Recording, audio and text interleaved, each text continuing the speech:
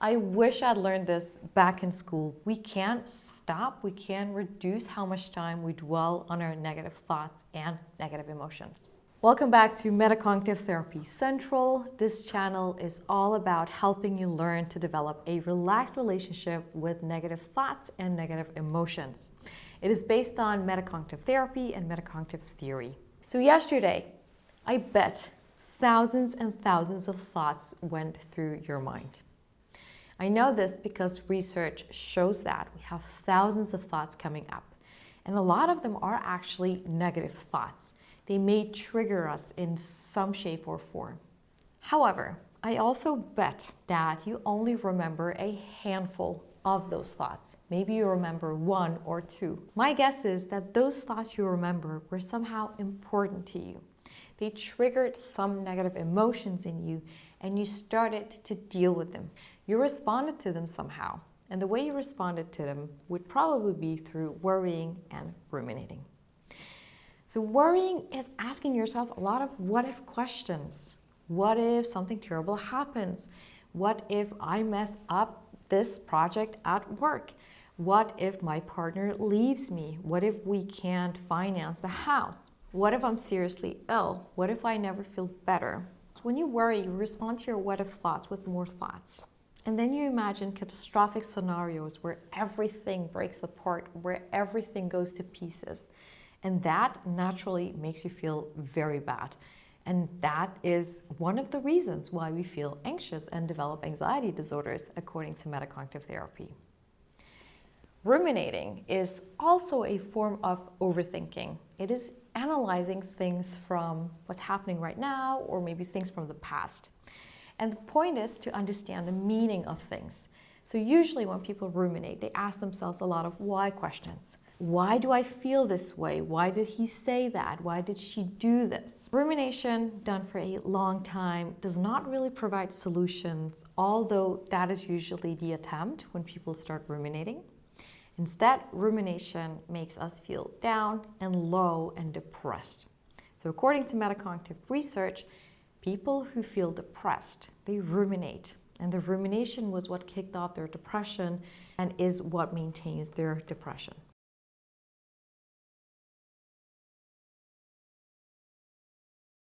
Depression and anxiety are some of the side effects, some of the very big side effects of worrying and ruminating.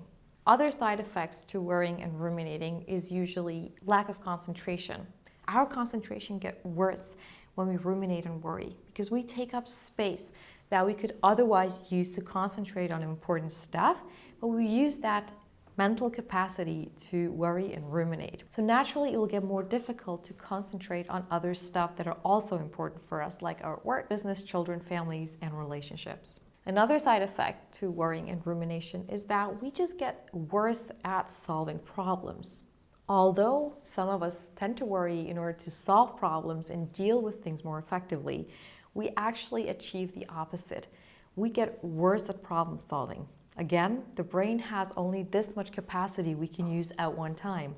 And if that capacity is spent on ruminating and worrying, it is more difficult to think logically and use other parts of the brain that can take care of higher level thinking functions, like solving complex problems. So despite our intentions of solving problems and getting on top of things and preparing ourselves for our lives, worrying and ruminating does not help us achieve these things. So with all these consequences in mind, and the experience of how tiring, how draining it is to worry and ruminate, and I'm sure if you try to ruminate and worry, you probably know what I'm talking about. It is therefore a good idea to learn to reduce rumination and worry.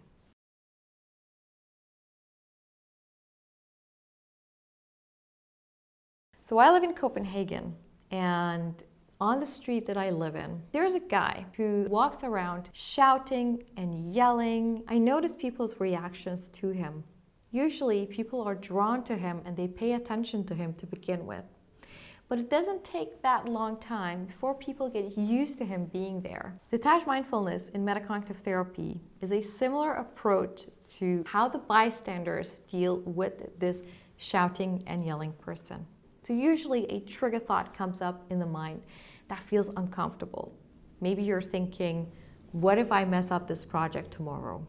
Or what if my partner cheats on me? And when you acknowledge having that thought, but decide not to respond to it, just like people acknowledge that this person is yelling and shouting mean things, but they choose not to respond to him, that is when you practice detached mindfulness. So detached mindfulness is a strategy developed by the founder of Metacognitive Therapy, Professor Adrian Wells.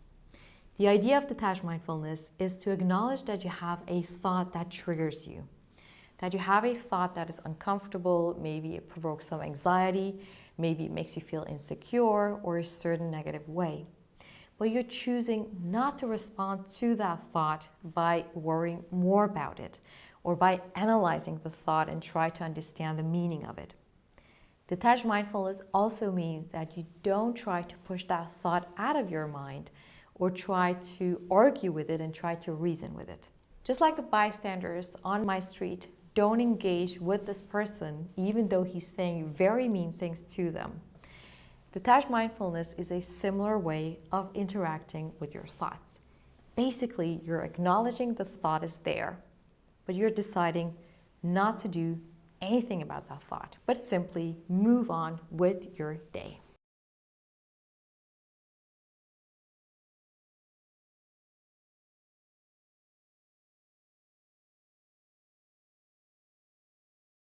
So worrying and ruminating about thoughts is similar to having a conversation with yourself. So when a thought comes up, what if I panic later? And you decide to worry about that thought, you're basically engaging in a conversation with that thought.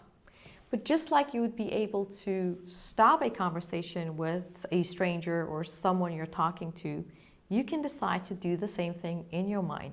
You can simply decide to stop conversing with that thought, although it's there, although it's loud, and although it's uncomfortable. Worry postponement is another strategy developed in MCT in order to reduce worrying and rumination. So I advise my clients to schedule a 30-minute worry or rumination time later in the day. Ideally after work, after dinner, when the kids are asleep, or when you have some uninterrupted time for yourself. So that is your reflection time, that is your worry time. And the rest of the day, whenever you notice trigger thoughts coming up, you can decide not to engage with that thought, but come back to that thought and think about it later in your worry time if you still feel like that. Not all of my clients have that need to go back and think about that thought. Most of them do like the idea of having that option, that they can come back to that thought later and really think it over, but they don't have to do that now. So deciding to postpone worrying and ruminating about your trigger thoughts allows you to have more flexibility and more freedom. It also helps you understand that you have full control. You have a choice and you can decide whether you want to engage with negative thoughts as they come up or do that later.